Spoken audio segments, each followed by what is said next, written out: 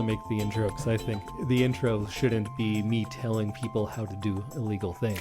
Fair. But now this is the intro. Oh, yeah. So they won't know what I was talking about, and they'll probably assume it's something much worse than what it actually is. That's what we talk about in our house. Welcome, everyone, to a very special episode of I Love This, You Should Too. My name is Indy, clearly not distracted by the World Junior Hockey Championships. Indy's watching a Randhawa. whole hockey game right now. Well, Sweden and Finland are in a shootout. Oh, okay. You know, at least, if there are, maybe there's a couple things I'm good at, but one of them is multitasking. Oh, yes. And I'm Samantha. I was going to say. And with me, as always, except for that one time, is my lovely co-host, Miss Samantha, one-track mind, Randhawa. That's me. She's going to give you full attention here, unlike me, who is now watching the Canada game. Oh, okay, great. I'm wrapped in a fuzzy blanket because it's cold. It is. But what are we doing here, Indy? Well, today is kind of one of our little mini in-between episodes, so that means Samantha and I will each have a probably spoiler-free thing of the fortnight, because we do these every 2 weeks. Every 2 weeks. And then Sam's going to tell me what we are watching for our next big watch, but you, dear listener, you probably already know, because it's going to be in the title. See the title. It's going to be a big surprise to me, though. Woo! And I am excited. Okay. Because I think we're going to do romance for the month of February. But Samantha, let's get things started. What is your thing of the fortnight? It's a book. I was going to say, what is your audiobook of the fortnight? Yes. So it's called The Witch's Daughter by Paula Brackston. And it is a book about witchcraft, and it starts in the spring of 1628, and a young girl watches her mother die from execution, and she knows that she needs to get out of town because if the mom's a witch, daughter's probably a witch too. Probably. And she finds a actual warlock who was a friend of her mother's, and he trains her in witchcraft, and she now, centuries later, is a practicing witch in present-day England. Oh, she's lived for centuries. She's lived for centuries. And now she realizes that Gideon, the warlock who helped her initially, is hunting her across time. Oh. Is there time travel, or he's just been hunting her for a long time? There isn't time travel. It's mostly just that he can, like, shapeshift. Oh. And so she doesn't always know. He doesn't realize that it's been him, but he's been there all the time. Yes. Gotcha. And so she realizes quite a bit, like she kind of details her whole life, and you can see where he sneaks in and then she moves. So it can, like, to get away from him. So you get this kind of chasing through time, am I ever really safe kind of story. And then Elizabeth makes friends with a teenage girl named Tegan, and Tegan just, like, won't go away. She's a teenage girl. She's really interested in witchcraft, and she just, like, won't stop visiting Elizabeth. And you get this kind of unlikely friendship, and you get a like kind of a sweet relationship of Tegan and Elizabeth, and then you also get a kind of scary, kind of suspenseful part with Gideon, who is hunting Elizabeth through time. And I think that the people who like books about witches or romances or fantasy books will enjoy this, as it's, like, a little more rooted in the real world, and you get kind of a little bit more of a modern context to it. This sounds like something that I might actually be interested in. So you said it is a romance as well? There's romance elements? There's a little bit of romance here and there. What would you say the overall tone of it is? Is it a lighter book, or is it very serious? It is lighter. I wouldn't say it's like a comedy or anything. I think it's more of a low-key kind of suspenseful book. Okay, so it's a page turner. For sure, yes.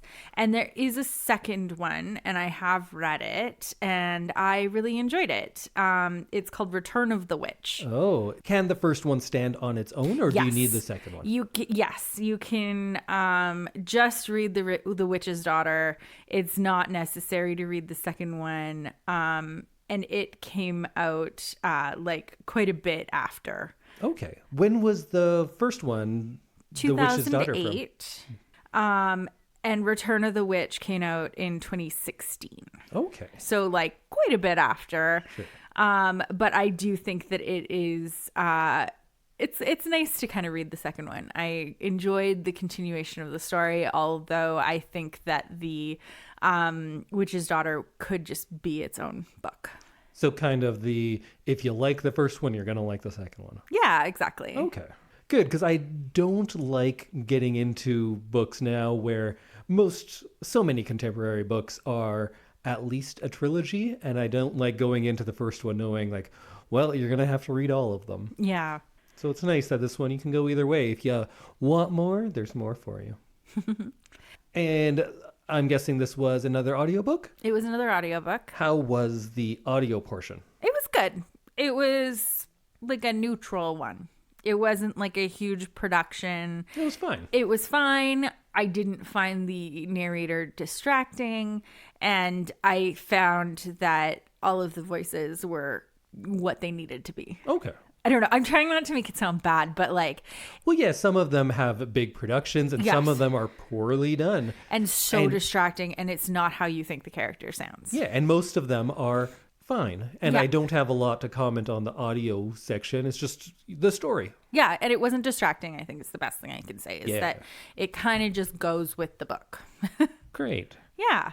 And we never talk about this, but I know the answer. How do you listen to all of your audiobooks?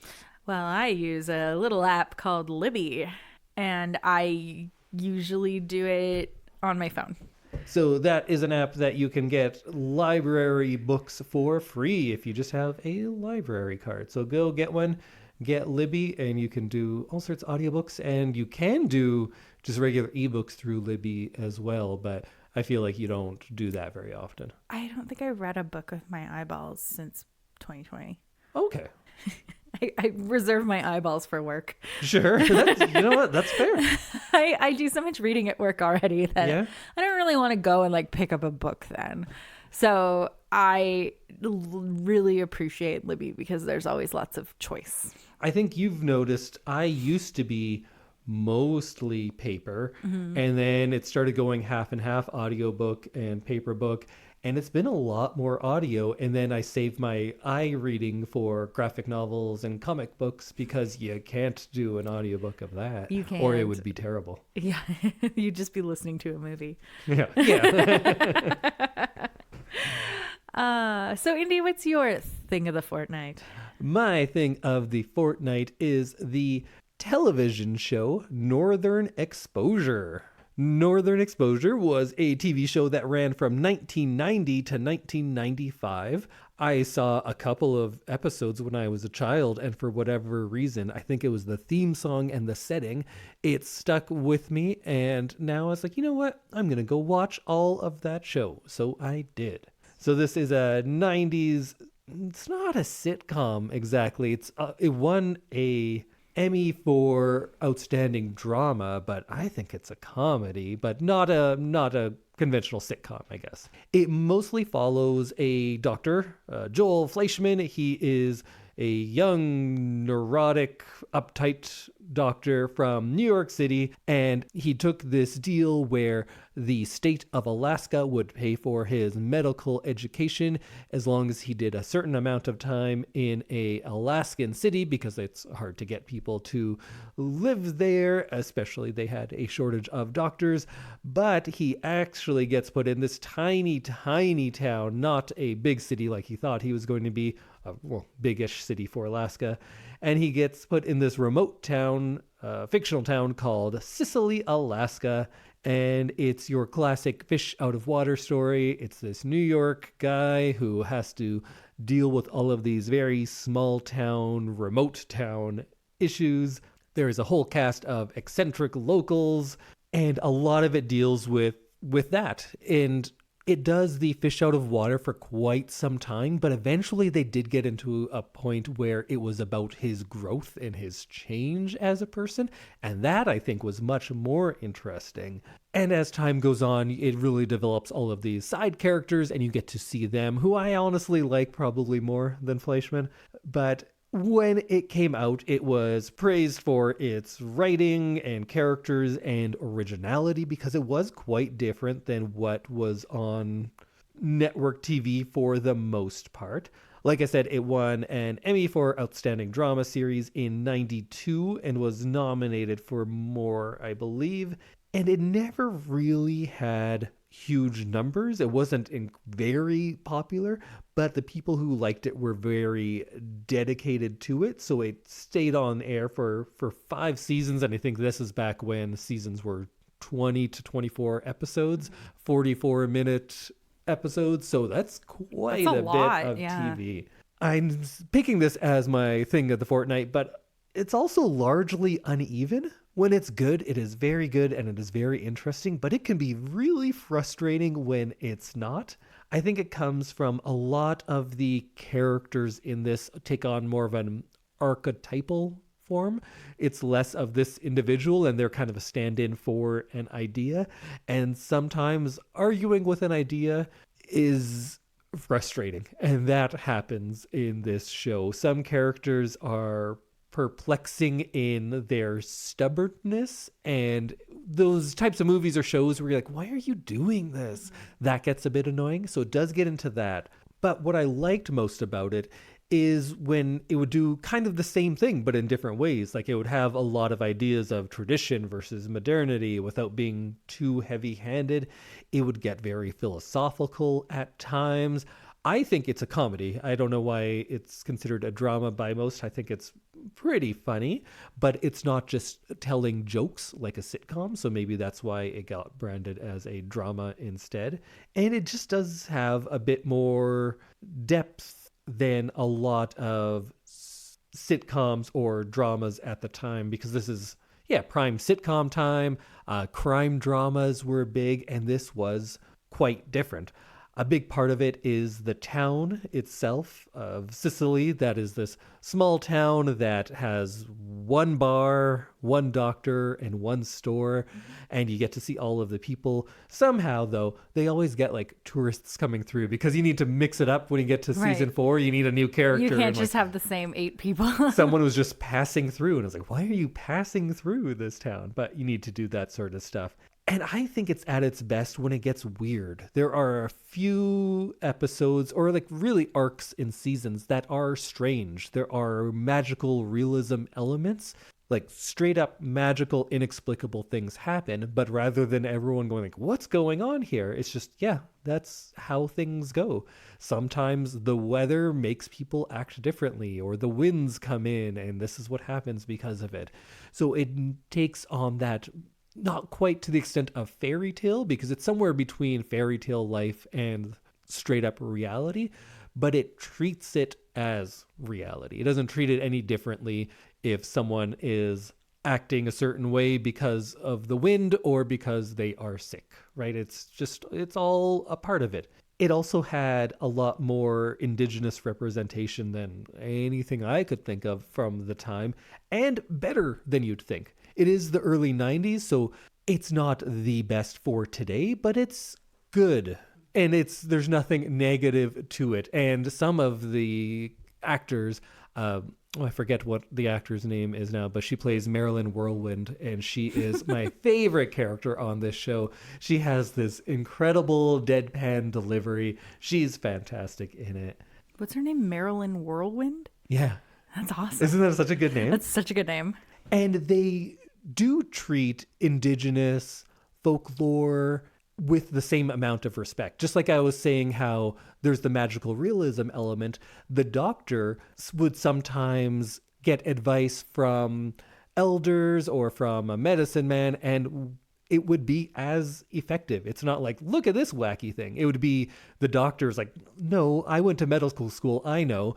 And then he would see these things working and realize like, yeah, there is a balance to everything. It is not just one or another. It's not like, oh, you live off the land, so therefore you are in touch with it. And I'm from the New World, so I don't know. And it's not, I know real medicine. This is just witchcraft. It's a blend. Everything is just as valid. And that comes through with the sometimes dreams can affect people's personalities or how they treat some of the more like folk remedies in it. So it's nice and interesting for that. And I think it's a TV show that actually looks at philosophy. There's one character who outright says it, who's always talking about philosophers. And the other characters are often enacting things that would be in that same book, but they just aren't aware of it and commenting on it. So it's an interesting mix. Like I said, it's good when it's good. It does get a little annoying on certain episodes where it's not so good. But when they're doing things like the magical realism, or sometimes there's fourth wall breaks, or sometimes they're telling a story, but all of these characters are a part of it, but they are playing different people. Right. Like, I think Vladimir Lenin came to Sicily at one point, and they have that, and it's... yeah, so it's kind of all over the place, but I think that is what its charm is. So the show is called Northern Exposure. It is quite old now, I guess, but you know what? It doesn't feel dated because it feels like it's in a world of its own. Okay. So go watch Northern Exposure. Where? I don't know. You can ask me and I'll lend you to. Somewhere. The hint is the same place where I'm watching this hockey game. Wink. Great. All right, Sam. We now want to know what is the big watch we are going to be watching For next week. for next week. The big watch, I was thinking about this. I was trying to figure out what we should watch, and I will let the listener in on a little tip is that we are recording this way in advance. It is still the beginning of January because we are going to Mexico for a couple weeks, and so we wanted to get a little ahead. And so I was like, what's like a fun, light, vacation-y movie that we can watch while we're away? That we can watch while we're away. I was trying to think of something that like I had seen, and then I was like, you know what takes place at a resort and that I haven't seen? 1987's Dirty Dancing. Dirty Dancing. Oh, I'm very excited about this. I was like, what's a movie that kind of goes like, because we're going to a resort for a little bit. We're going to be like. It takes place at a resort? It does. It's a resort in the Catskills. So like it's like an American resort, but it is a summer movie. So I thought a nice warm setting. And I really only know what's like in pop culture about this, like the Lift and Had the Time of My Life, the song, and Patrick Swayze and Jennifer Grey. And I listened to Kelly Bishop, Emily Gilmore's book, and she talks about playing the mom on this movie. So I'm like piqued my interest a little bit, and I am really looking forward to finally seeing Dirty Dancing. Me too. I'm very excited for you to see Dirty Dancing because I often talk about baby being put in a corner. Yes. Because you're a baby, and sometimes you get put in a corner. So I am looking forward to seeing this. I think we will have good takes, and I think it'll be a fun watch for February. I'm very excited about this. So any thoughts going in? You think you'll probably like it, I'd imagine. I think I'll like it. I think it'll be very 80s. Mm-hmm. And I think that I will finally understand why she's called Baby. Oh, then we probably need to do Footloose. I was thinking this might need to be a few, because there's also Flashdance. Saturday Night Fever, which is actually a real sad movie. Oh, But I was thinking Footloose, Flashdance, and Dirty Dancing would be good movies for us to do. But we'll start with Dirty Dancing and see where we go from there. Okay. I was going to say, should we just say we're doing Flashdance next? But no, we'll do this one. I have a romance movie too. We'll do for our romantic February. Perfect. Okay. And then we will see you next week when we talk about we get loose. Dirty Footloose. Dancing. Oh, yeah. We're not doing Footloose. We are doing Dirty Dancing. So we will not get loose. No, Footloose, we're but we will have the time of our lives. lives. Yeah. And we'll figure out why Baby was in that corner. Well, no, nobody puts Baby in the corner. Why Baby wasn't in the corner. Yeah. Okay. And what Patrick Swayze has to do with this movie. All right. Go watch Dirty Dancing if you haven't already. And we'll talk all about it next week. Okay, bye. Bye, everybody.